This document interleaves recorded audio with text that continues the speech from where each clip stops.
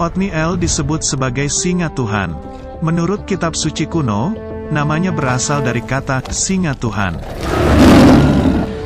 Otniel adalah orang yang terbukti hidup sesuai dengan namanya.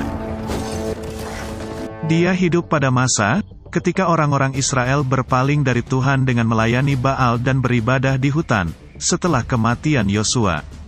Selama waktu itu, orang Israel tinggal di antara orang Kanaan, orang Het, orang Amori, orang Feris, orang Hewi, dan orang Yebus. Otniel ditemukan di garis waktu Alkitab yang menakjubkan, dengan sejarah dunia dekat pemerintahan Yosua.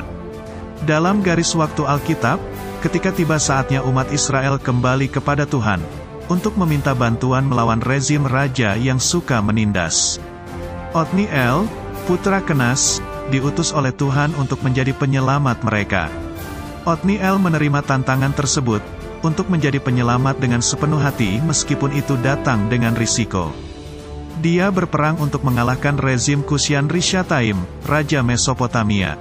Pertempuran dimulai dan pada akhirnya, Otniel yang dilengkapi dengan keberanian dan keyakinannya kepada Tuhan, mengalahkan raja tersebut.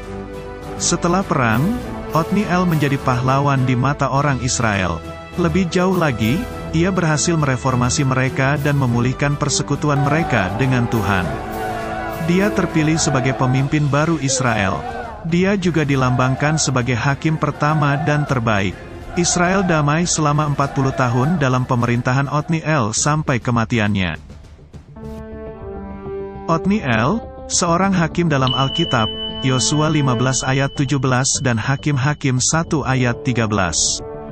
Dan Otniel, anak Kenas saudara Kaleb, merebut kota itu, lalu Kaleb memberikan kepadanya Ahsa, anaknya, menjadi istrinya. Hakim 3 ayat 9. Lalu berserulah orang Israel kepada Tuhan, maka Tuhan membangkitkan seorang penyelamat bagi orang Israel, yakni Otniel, anak Kenas adik Kaleb. Hakim 3 ayat 10. Roh Tuhan menghinggapi dia dan ia menghakimi orang Israel. Ia maju berperang.